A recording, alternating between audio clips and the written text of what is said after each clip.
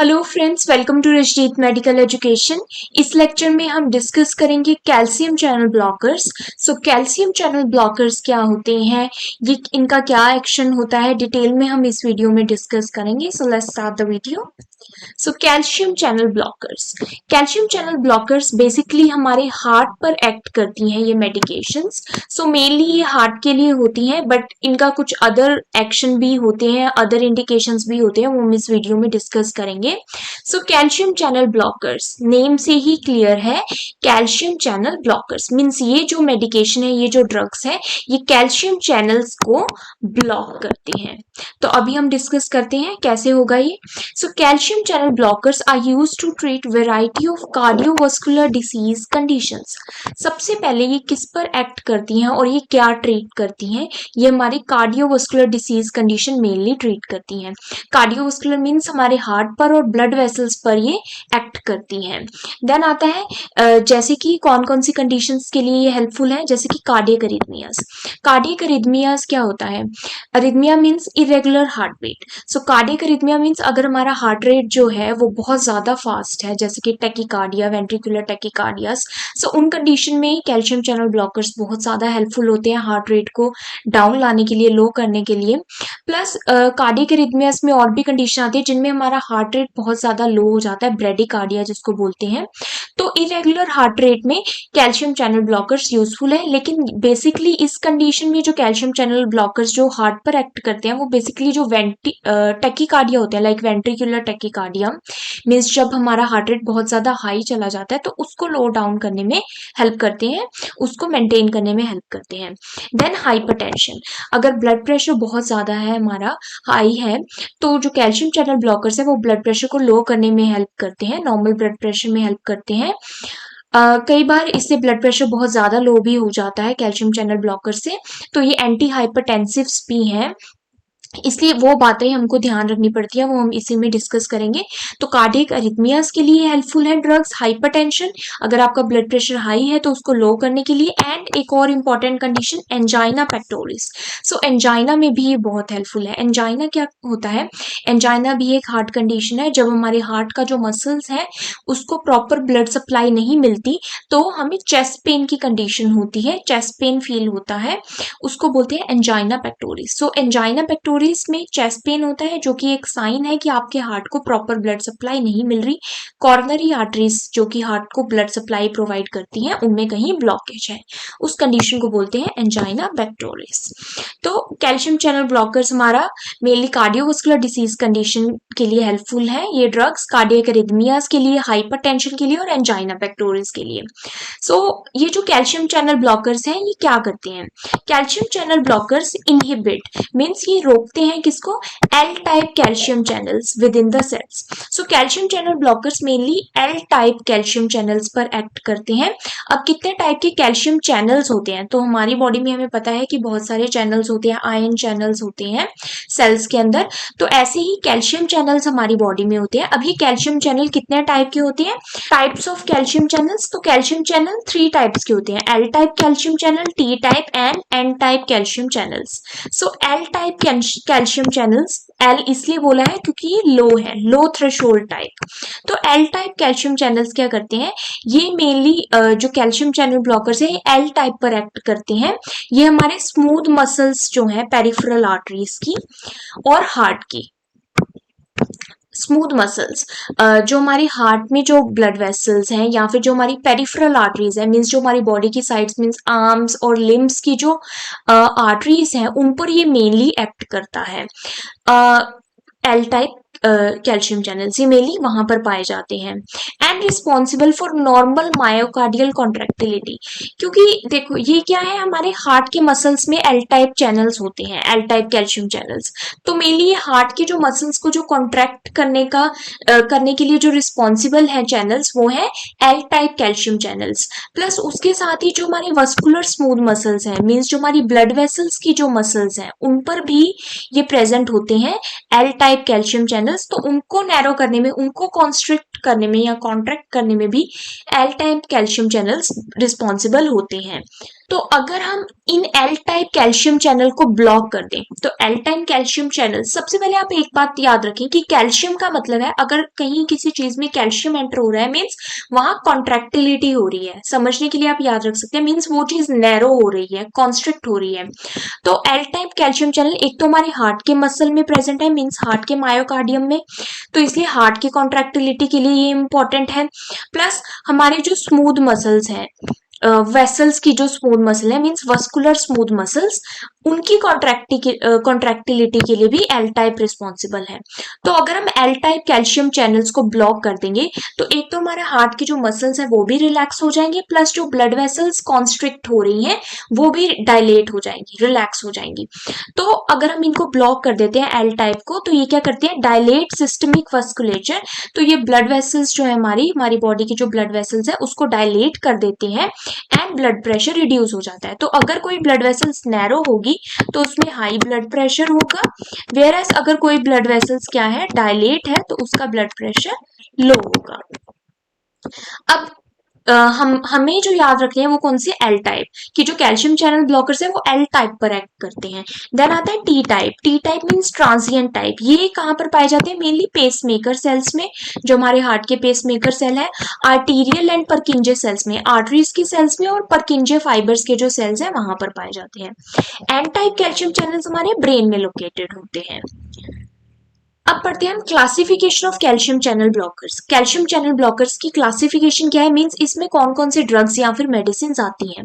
तो calcium channel blockers दो तरह के होते हैं, एक होते हैं डाईहाइड्रोपायरिडीन्स और दूसरा होता है नॉन डाईहाइड्रोपायरिडीन्स।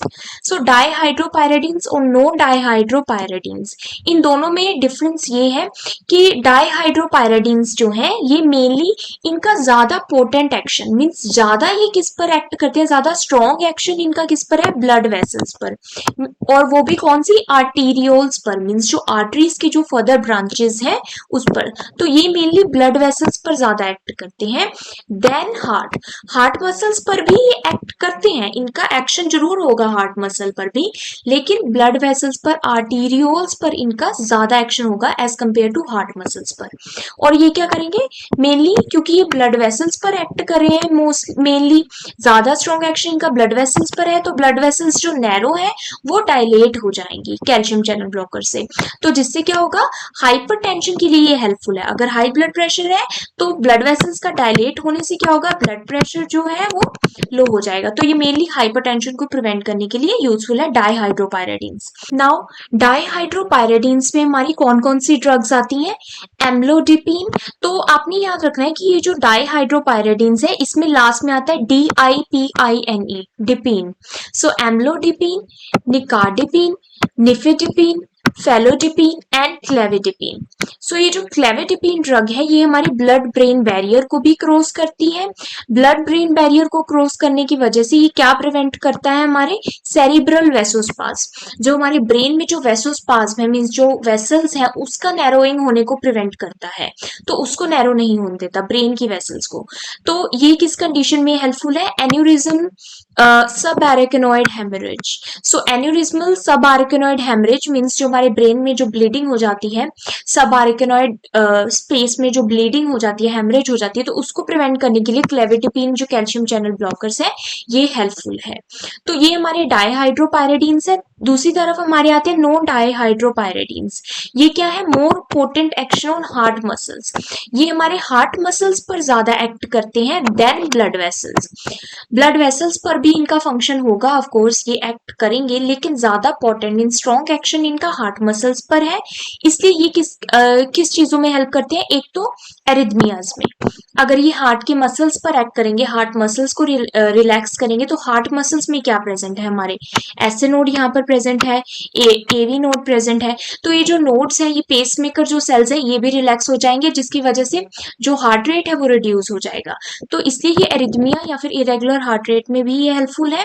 साथ में ये ब्लड वेसल्स पर भी इनका एक्शन है, इसलिए ये एंजाइना पेक्टोरिस में भी हेल्पफुल है। तो जो ब्लड वेसल्स जो हार्ट को सप्लाई कर रही हैं ब्लड, कोरोनरी आर्टरीज, उनको भी ये डायलेट करता है। तो एंजाइना पेक्टोरिस और एरिथमिया दोनों में हेल्पफुल है।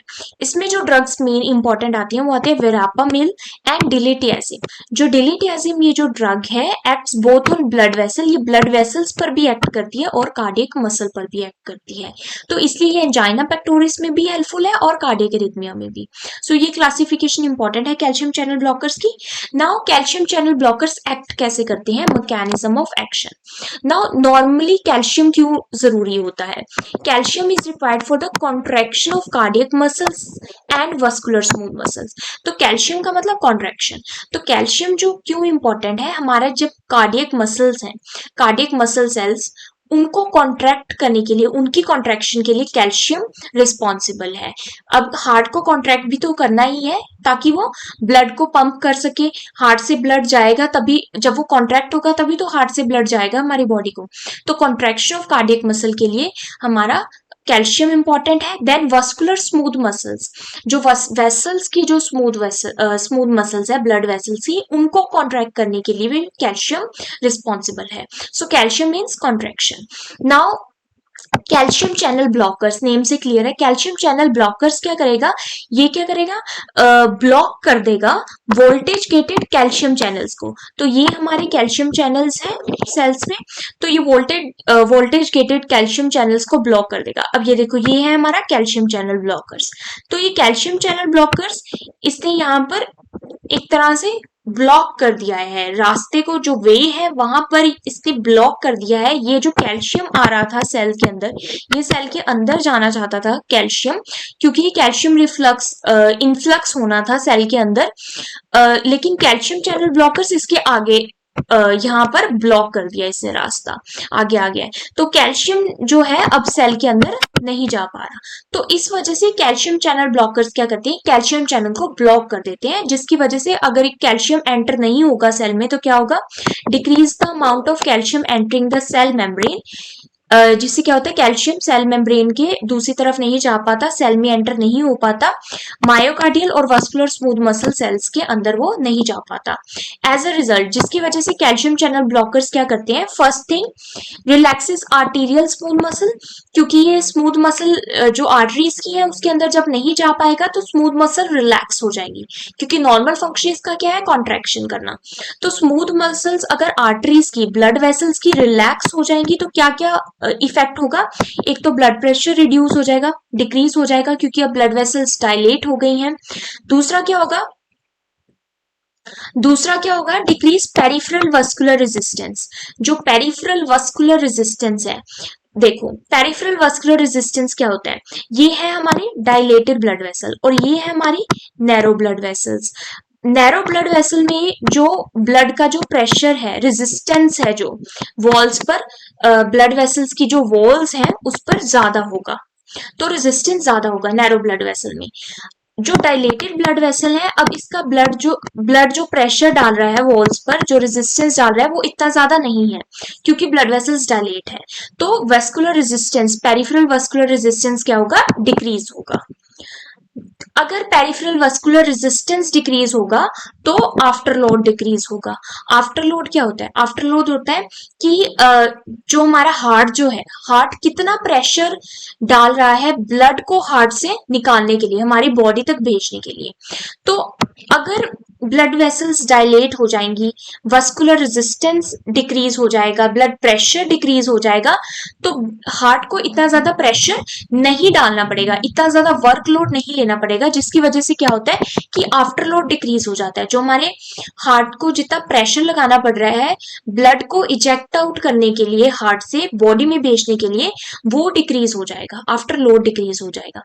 ये बेनिफिशियल भी बहुत है, जिन पेशेंट्स को ब्लड प्रेशर हाई रहता है उनके लिए बेनिफिशियल, लेकिन समटाइम्स क्या होता है कि ये बेनिफिशियल नहीं भी होता, रिस्की भी होता है, क्योंकि अगर हार्ट हमारा, कई कंडीशन में क्या होता है जैसे कि हार्ट फेलियर, जिसमें हमारा हार्ट क्या ऑलरेडी वीक है और हार्ट से, सपोज ये हमारा हार्ट है और ये 4 चैम्बर्स हैं और ये हमारा लेफ्ट वेंट्रिकलर है, लेफ्ट वेंट्रिकल है, ठीक है।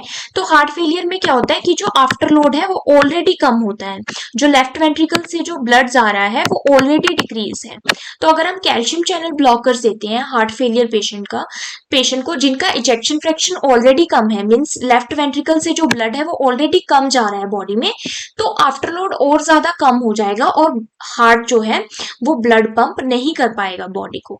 तो कई कंडीशन में, जैसे कि हार्ट फेलियर की कंडीशन में जो कि जिसका रिड्यूस इजेक्शन फ्रैक्शन है, मींस हार्ट फेलियर ज्यादा क्रिटिकल है और हार्ट से जो ब्लड है वो पंप आउट नहीं हो पा रहा अच्छे से, उस केस में हम अवॉइड करते हैं कैल्शियम चैनल ब्लॉकर्स। नेक्स्ट देखते हैं सेकंड इसका इफेक्ट क्या है कैल्शियम चैनल ब्लॉकर्स का, relaxes coronary arteries. Calcium channel blockers coronary arteries कौन सी है, जो हमारे हार्ट को ब्लड सप्लाई कर रही है, हार्ट की मायोकार्डियम को, उनको रिलैक्स करता है क्योंकि ब्लड वेसल्स अब रिलैक्स हो गई हैं। कॉर्नरी आर्टरीज अगर रिलैक्स हो जाएंगी, डायलेट हो जाएंगी, तो ऑक्सीजन डिलीवरी हार्ट को ज्यादा मिलेगी क्योंकि कॉर्नरी आर्टरीज क्या कर रही है, हार्ट को ब्लड दे रही है। तो अगर हार्ट को इम्प्रूव मतलब ज्यादा ब्लड जाएगा, प्रॉपर ब्लड जाएगा कॉर्नरी आर्टरीज के डायलेट होने से, तो ऑक्सीजन भी ज्यादा जाएगी हार्ट को, जिससे क्या होगा, force of contraction of cardiac muscle reduce हो जाएगा। अब पहले क्या है, ऑक्सीजन कम जा रही थी मसल्स को, कार्डियक मसल को, और ब्लड नहीं मिल रहा था कार्डियक मसल को, तो क्या हो रहा था कि कॉम्पनसेशन के लिए जो हार्ट के जो मसल है उनको ज्यादा फोर्स से काम करना पड़ रहा था, ब्लड को पंप करने के लिए हार्ट को ज्यादा फोर्स से वर्क करना पड़ रहा था ब्लड पंप करने के लिए टू द बॉडी। अब क्या होगा, ऑक्सीजन डिलीवरी इंप्रूव हो गई है, तो जो कार्डियक मसल है अब वो लेस फोर्स से काम करेंगे, रिलैक्स होके काम करेंगे। उससे क्या होगा, ऑक्सीजन डिमांड जो है हार्ट की कम हो जाएगी। अब जो हार्ट है वो इतना फोर्स से काम नहीं कर रहा, ज्यादा फोर्स से काम नहीं कर रहा, रिलैक्स होके काम कर रहा है, तो उसको ऑक्सीजन भी कम चाहिए, तो ऑक्सीजन डिमांड हार्ट की कम हो जाएगी। देन आता है third, calcium channel blockers prevents depolarization of cardiac pacemaker cells in SC and AV node. तो मैंने पहले ही बताया था कि जो कैल्शियम चैनल ब्लॉकर्स हैं ये मायोकार्डियम पे भी एक्ट करते हैं, हार्ट के जो मसल सेल्स हैं उस पर भी एक्ट करते हैं। तो हार्ट के मसल सेल्स पर क्या है, एसए नोड है, एवी नोड है, जो कि हमारे हार्ट के क्या है, पेसमेकर सेल्स हैं, राइट। इन्हीं पेसमेकर की सेल्स की वजह से जो कार्डियक मसल्स हैं वो डीपोलराइज होते हैं, मतलब कि वो इलेक्ट्रिकल इंपल्सेस पास करते हैं, जिसकी वजह से जो हमारे हार्ट का जो कंडक्शन होता है, मींस जो हार्ट कॉन्ट्रैक्ट होता है वो इसी वजह से होता है, हार्ट के जो मसल सेल है। तो ये क्या करता है, कैल्शियम चैनल ब्लॉकर्स प्रिवेंट करता है इसको। प्रिवेंट क्यों करता है, अब कार्डियक अरिथमियास ऐसी कंडीशन है जिनमें हार्ट रेट बहुत ज्यादा फास्ट भी होता है, वेंट्रिकुलर टेकिकार्डियास वगैरह। तो टेकिकार्डिया को प्रिवेंट करने के लिए, जब बहुत ज्यादा हमारा हार्ट रेट हाई होता है, इरेगुलर होता है, तो पेसमेकर सेल्स को रिलैक्स करना पड़ता है, एवी नोड एसए नोड को रिलैक्स करना पड़ता है। उस केस में हम कैल्शियम चैनल ब्लॉकर्स देते हैं। तो इससे क्या होगा, decreasing the firing and conduction of impulses through these nodes. तो ये जो नोड्स है, एसए नोड, एवी नोड, इनसे क्या होगा, फायरिंग और कंडक्शन जो है डिक्रीज हो जाएगी, थोड़ी रिलैक्स हो जाएगी, जिससे अरिथमिया प्रिवेंट होगा और हार्ट रेट प्रिवेंट होगा, हार्ट रेट डिक्रीज हो जाएगा। अब इंडिकेशन, किन किन केसेस में हम कैल्शियम चैनल ब्लॉकर्स देते हैं, एक तो कार्डियक अरिथमियास में ऑलरेडी बता दिया, वेंट्रिकुलर टैकीकार्डियास में हम देते हैं, इरेगुलर हार्ट बीट में देते हैं, हाइपरटेंशन जब ब्लड प्रेशर बहुत ज्यादा हाई होता है, क्योंकि ब्लड वेसल्स के डायलेट होने से क्या होगा, ब्लड प्रेशर डिक्रीज हो जाएगा। कार्डियक अरिथमियास में सेम मायोकार्डियम पर एक्ट करता है, तो जो एसए नोड और एवी नोड है वो हमारे रिलैक्स हो जाते हैं। एंजाइना पेक्टोरिस, अब हमारे हार्ट का जो कॉर्नरी आर्टरीज है जो सप्लाई कर रही है, कॉर्नरी आर्टरीज हार्ट को, हार्ट के मसल को ब्लड सप्लाई कर रही है, अगर वो रिलैक्स हो जाएंगी तो हार्ट को प्रॉपर ब्लड जाएगा, जिसकी वजह से एंजाइना प्रिवेंट होगा, मींस जो मसल्स हैं उनको ब्लड जाएगा, ऑक्सीजन जाएगा और चेस्ट पे नहीं होगा। देन अदर्स और फंक्शंस क्या है इसके, जैसे कि माइग्रेन में हेल्पफुल है, माइग्रेन को प्रिवेंट करने के लिए कैल्शियम चैनल ब्लॉकर्स, क्योंकि माइग्रेन में क्या होता है कि जो हमारे ब्रेन की जो ब्लड वेसल्स है उनमें स्पाज्म होता है, वो नैरो हो जाती हैं, तो उनको डायलेट करता है ये calcium channel blockers. Then Raynaud's phenomena क्या होता है, जो हमारी पेरिफेरल वेसल्स हैं, पेरिफेरल जो आर्टरीज हैं, लिम्स हैं, हमारे हैंड्स हैं, आर्म्स हैं और लेग्स हैं और फीट हैं। तो रेनॉल्ड फिनोमिना में क्या होता है कि यहाँ की जो ब्लड वेसल्स हैं वो नैरो हो जाती है, जिसकी वजह से कोल्ड लिम्ब हो जाते हैं, नम्बनेस हो जाती है, सून हो जाते हैं लिम्स। तो उसको प्रिवेंट करने के लिए, क्योंकि ये पेरिफेरल जो वेसल्स हैं उसको भी डायलेट करता है, तो उनको डायलेट करने की वजह से रेनॉल्ड फिनोमिना प्रिवेंट होता है। Then relaxes uterine smooth muscle, तो ये यूट्रस की जो स्मूथ मसल है उन पर भी एक्ट करते हैं कैल्शियम चैनल्स। तो यूट्रस की स्मूथ मसल्स को ये रिलैक्स करते हैं। प्री मेच्योर डिलीवरी एक ऐसी कंडीशन है जिसमें यूट्रस के जो मसल्स हैं वो एक्टिव होते हैं और कॉन्ट्रैक्ट करते हैं, जिसकी वजह से प्री मेच्योर बेबी की डिलीवरी हो जाती है। तो प्री मेच्योर बेबी डिलीवरी को प्रिवेंट करता है calcium channel blockers uterine smooth muscles को रिलैक्स करके। देन आता है साइड इफेक्ट्स। अब इसके साइड इफेक्ट्स भी हैं। डाईहाइड्रोपायरिडीन्स के अलग हैं, नॉन डाईहाइड्रोपायरिडीन्स के अलग हैं। डाईहाइड्रोपायरिडीन्स क्या करते हैं, हेडेक करते हैं, डिजीनेस, क्योंकि ये हमारा हाइपरटेंशन प्रिवेंट करते हैं डाईहाइड्रोपायरिडीन। सो अगर ब्लड प्रेशर लो होगा, कई बार क्या होता है ज्यादा लो भी हो सकता है, तो चक्कर आ सकते हैं, डिजीनेस फील हो सकती है। फ्लशिंग ऑफ स्किन, क्योंकि हमारी ब्लड वेसल्स डायलेट करता है peripheral blood vessels calcium channel blockers, तो इसलिए फ्लशिंग ऑफ स्किन, रेडनेस होगी स्किन में, क्योंकि जो स्किन की जो ब्लड वेसल्स हैं वो डायलेट रहेंगी, जिसकी वजह से रेडनेस इजिली विजिबल होगी स्किन में। देन पेरिफेरल एडिमा, जब ब्लड वेसल्स डायलेट होती हैं तो उसकी वजह से क्या होता है, फ्लूइड भी लीक होता है, जो आउटसाइड जो पेरिफ्रीज हैं वहां पर फ्लूइड भी सेल से बाहर आता है, तो पेरिफेरल एडिमा भी हो सकता है। देन हाइपोटेंशन, क्योंकि डाईहाइड्रोपायरिडीन हाइपरटेंशन को प्रिवेंट करता है, हाई ब्लड प्रेशर को लो करता है, इसलिए हाइपोटेंशन भी हो सकता है, ब्लड प्रेशर ज्यादा लो भी जा सकता है। रिफ्लेक्स टेकिकार्डिया, रिफ्लेक्स टेकिकार्डिया क्या होता है, tachycardia means heart rate increase होना। तो जब हम कैल्शियम चैनल ब्लॉकर्स देते हैं तो ब्लड प्रेशर कम हो जाता है, स्पेशली डाईहाइड्रोपायरिडीन्स। तो हाइपोटेंशन की कंडीशन हो सकती है। हाइपोटेंशन को कॉम्पनसेट करने के लिए, ये एक कॉम्पनसेशन मैकेनिज्म है हाइपोटेंशन का कॉम्पनसेट करने के लिए, क्योंकि ब्लड प्रेशर कम हो रहा है तो हमारी बॉडी क्या करती है, हार्ट रेट को इंक्रीज कर देती है ताकि ब्लड जल्दी पहुंच सके हमारी बॉडी में। ब्लड प्रेशर तो कम है, आर्टरीज डायलेट है, लेकिन बॉडी क्या करती है, वो सोचती है कि हमारे अगर आर्टरीज बहुत ज्यादा डायलेट है तो हमारे बॉडी को ब्लड प्रॉपर नहीं जा रहा, तो उसकी वजह से वो हार्ट रेट इंक्रीज कर देती है, जिसको बोलते हैं reflex. So as a reflex body क्या करती है, टैकीकार्डिया कॉज करती है, जिसको बोलते हैं रिफ्लेक्स टैकीकार्डिया, और ये एक साइड इफेक्ट है कैल्शियम चैनल ब्लॉकर का। देन एक और साइड इफेक्ट है जिंजिवल हाइपरप्लेसिया। ये क्या करती है, जो हमारे गम्स होती हैं उनको हाइपरप्लेसिया मीन्स एनलार्ज कर देती है, वो ऐसे स्वॉलन फील होते हैं। देन है नॉन हाइड्रोपायरिडीन्स। नॉन हाइड्रोपायरिडीन्स के जो साइड इफेक्ट्स हैं वो है ब्रेडिकार्डिया, ये हमारे हार्ट रेट को रिड्यूस करते हैं नॉन डाईहाइड्रोपायरिडीन्स। वेयरएज डाईहाइड्रोपायरिडीन क्या करती है, ये टैकीकार्डिया करते हैं, मीन्स हार्ट रेट को इंक्रीज करते हैं।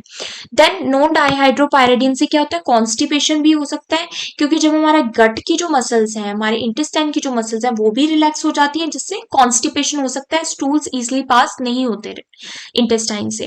देन आता है कार्डियक आउटपुट वर्स हो सकता है, क्योंकि नॉन डाईहाइड्रोपायरिडीन्स मेनली हमारे हार्ट पर एक्ट करते हैं, जिसकी वजह से जो हार्ट के जो मसल्स हैं वो रिलैक्स हो जाते हैं, और अगर हार्ट फेलियर की कंडीशन है तो ज्यादा प्रॉब्लम है, हार्ट प्रॉपरली कॉन्ट्रैक्ट नहीं कर पाता, जिससे कार्डियक आउटपुट मीन्स जो हार्ट से जो ब्लड इजेक्ट आउट होना है, पंप होना है हमारी बॉडी में, उसमें प्रॉब्लम आ सकती है, वो वर्स हो सकता है, जिसकी वजह से क्या होगा कि सडन डेथ भी हो सकती है। देन आता है कॉन्ट्रा इंडिकेशन, किन किन केस में हमको कैल्शियम चैनल ब्लॉकर्स नहीं देने या फिर बहुत ज्यादा मॉनिटरिंग की जरूरत है इन केसेस में। जैसे कि ब्रेडिकार्डिया, अगर आपका हार्ट रेट पहले ही कम है, पेशेंट का हार्ट रेट पहले ही लो है, तो हम कैल्शियम चैनल ब्लॉकर्स को अवॉइड करते हैं। Then heart block, heart block क्या होता है, जब हमारे एससी नोड, एवी नोड, ये जो हमारे पेसमेकर सेल्स हैं प्रॉपरली वर्क नहीं कर रही, ये ब्लॉक है।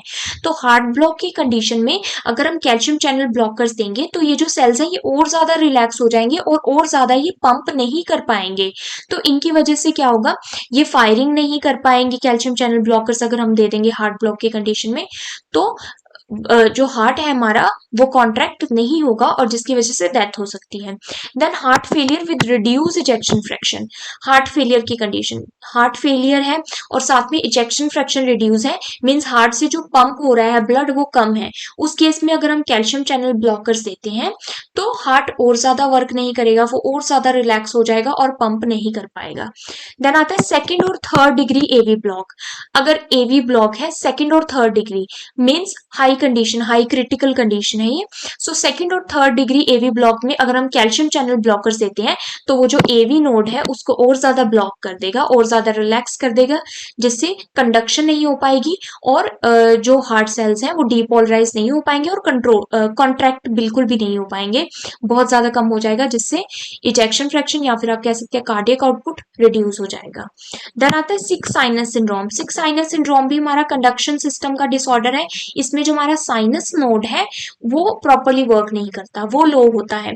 अगर साइनस नोड लो होगा, लो वर्क करेगा, और अगर हम सीसीबी उसको दे देंगे कैल्शियम चैनल ब्लॉकर तो और ज्यादा रिलैक्स हो जाएगा और साइनस नोड फायर नहीं कर पाएगा, मीन्स इलेक्ट्रिकल इंपल्सेस जनरेट नहीं कर पाएगा, जिसकी वजह से कॉन्ट्रैक्शन नहीं हो पाएगी हार्ट में। देन आता है रीनल और हिपैटिक फेलियर के पेशेंट्स को ध्यान से देना है डाइजॉक्सिन टॉक्सिसिटी। डाइजॉक्सिन अगर जो ड्रग है वो भी एरिथमिया के लिए यूज होता है, तो अगर डाइजॉक्सिन पेशेंट को दे रहे हैं और उसके साथ हम कैल्शियम चैनल ब्लॉकर्स दे रहे हैं तो सीवियर ब्रेडिकार्डिया मीन्स जो हार्ट रेट है वो बहुत ज्यादा लो हो सकता है, तो ये हमने ध्यान में देना है। Then beta blockers, beta blockers भी हार्ट रेट को रिड्यूस करते हैं, तो अगर बीटा ब्लॉकर्स के साथ हम देते हैं तो भी सीवियर ब्रेडिकार्डिया हो सकता है। देन आता है ग्रेप फ्रूट। ग्रेप फ्रूट जो एक फ्रूट है या फिर ग्रेप फ्रूट जूस जो है इसके साथ अवॉइड करते हैं, ऐसा बोला जाता है। इसके साथ अगर देते हैं तो इसका जो एक्शन है सीसीबी का कैल्शियम चैनल ब्लॉकर्स का वो ज्यादा पोटेंट हो जाता है। देन आता है नर्सिंग कंसिडरेशन, क्या क्या बातें हमें ध्यान में देनी है जब भी हमने कैल्शियम चैनल ब्लॉकर्स देने हैं। एक तो हार्ट रेट और बीपी को हमेशा मॉनिटर करना है कि ज्यादा लो तो नहीं हो गए। समटाइम्स हम हार्ट रेट देखते हैं कि 50 से लो तो नहीं चला गया, लेकिन कुछ पेशेंट के लिए 50 नॉर्मल होता है, तो हम देखते हैं कि 40 से लो तो नहीं जा रहा हार्ट रेट। ब्लड प्रेशर बहुत ज्यादा लो तो नहीं जा रहा, 90 से लो तो नहीं जा रहा है, 80 से लो तो नहीं जा रहा सिस्टोलिक ब्लड प्रेशर, तो हम होल्ड कर देंगे ड्रग को। देन आता है एजुकेशन अबाउट ऑर्थोस्टैटिक हाइपोटेंशन। कोई भी अगर हम ऐसी मेडिकेशन ले रहे हैं जो कि एंटी हाइपरटेंसिव है तो वो क्या करती है, ऑर्थोस्टैटिक हाइपोटेंशन करते हैं। ऑर्थोस्टैटिक हाइपोटेंशन क्या होता है कि जैसे हम फ्लैट लाई कर रहे हैं, लेटे हुए हैं या फिर काफी टाइम से चेयर पर बैठे हैं, तो जब हम एकदम से स्टैंडिंग पोजीशन में आते हैं, एकदम से खड़े होते हैं, तो हमारा ब्लड प्रेशर बिल्कुल लो चला जाता है, जिसकी वजह से फॉल के चांसेस हो सकते हैं, चक्कर आ सकते हैं, फेंटिंग हो सकती है। तो ऑर्थोस्टैटिक हाइपोटेंशन के बारे में हम पेशेंट को एजुकेट करेंगे कि जब भी आप ये ड्रग्स ले रहे हैं तो आपको बिल्कुल ध्यान से उठना है, बहुत आराम आराम से उठना है। देन डिजीनेस, चक्कर आ सकते हैं पेशेंट को। रिफ्लेक्स टैकीकार्डिया के बारे में हम एजुकेट करेंगे पेशेंट को। कॉन्स्टिपेशन हो सकती है इसके, और भी जो साइड इफेक्ट है उसके बारे में हम पेशेंट को एजुकेट करेंगे। तो कॉन्स्टिपेशन अगर है तो आप एजुकेट कर सकते हैं कि हाई फाइबर डाइट लें। देन आता है पेरिफेरल एडीमा, इसका एक साइड इफेक्ट है कैल्शियम चैनल ब्लॉकर का। तो हम लेग्स को एलिवेट करेंगे, तो पेशेंट की लेग्स को एलिवेट करने से क्या होगा कि जो लेग्स में जो एडीमा है, स्वॉलन लेग्स है, वो उनमें जो स्वेलिंग है वो रिड्यूस हो जाएगी। देन हमने साथ में, क्योंकि ये रीनल और हेपेटिक फेलियर के जो पेशेंट है उनमें टॉक्सिसिटी कर सकती है, रीनल टॉक्सिसिटी या फिर हेपेटोटॉक्सिसिटी, तो इसलिए हमने कंप्लीट ब्लड काउंट चेक करते रहना है, sodium, potassium, creatinine level, liver function test करना है, ब्लड यूरिया नाइट्रोजन देखना है, रीनल फंक्शन टेस्ट करना है, और रेगुलर ईसीजीज भी पेशेंट की करनी है। क्या देखने के लिए कि जो एरिथमिया है, ब्रेडिकार्डिया तो नहीं हो गया, या फिर एवी ब्लॉक तो नहीं हो रहे, सेकंड डिग्री या फिर थर्ड डिग्री हार्ट ब्लॉक तो नहीं हो गया पेशेंट को, वो चेक करने के लिए। देन इसको हम फूड के साथ भी ले सकते हैं और विदाउट फूड भी ले सकते हैं। और ये इसमें आती है एक extended release tablet. Extended release क्या होती है, जो कि धीरे धीरे हमारी बॉडी में, जैसे हम लेते हैं कैल्शियम चैनल तो वो धीरे धीरे रिलीज होती है हमारी बॉडी में जाके, एकदम से रिलीज नहीं होती। तो अगर हम एक्सटेंडेड रिलीज टैबलेट को क्रश कर देंगे, हाफ कट कर देंगे, डिवाइड कर देंगे, या फिर उसको च्यू करेंगे, चबा लेंगे, तो क्या होगा, वो जो टैबलेट है वो एकदम से रिलीज हो जाएगी। तो वो प्रिवेंट करने के लिए हम एक्सटेंडेड रिलीज टैबलेट पेशेंट को एजुकेट करते हैं कि ये आपने क्रश या डिवाइड या फिर च्यू नहीं करनी। लाइफस्टाइल मॉडिफिकेशन जैसे कि हेल्दी लाइफस्टाइल्स को अडॉप्ट करें, अल्कोहल स्मोकिंग ये सब को अवॉइड करना है। साइंस ऑफ हार्ट फेलियर के साइंस को मॉनिटर करते रहना है, और कार्डियक आउटपुट तो नहीं रिड्यूस हो गया, इसके साइंस को मॉनिटर करते रहना है। और डेंटल हाइजीन को गुड डेंटल हाइजीन रखनी है इस टैबलेट्स के साथ। क्यों? क्योंकि calcium channel blocker gingival hyperplasia भी कोज करते हैं। So if you understood this video, then please like, subscribe and share my channel. Thank you for watching.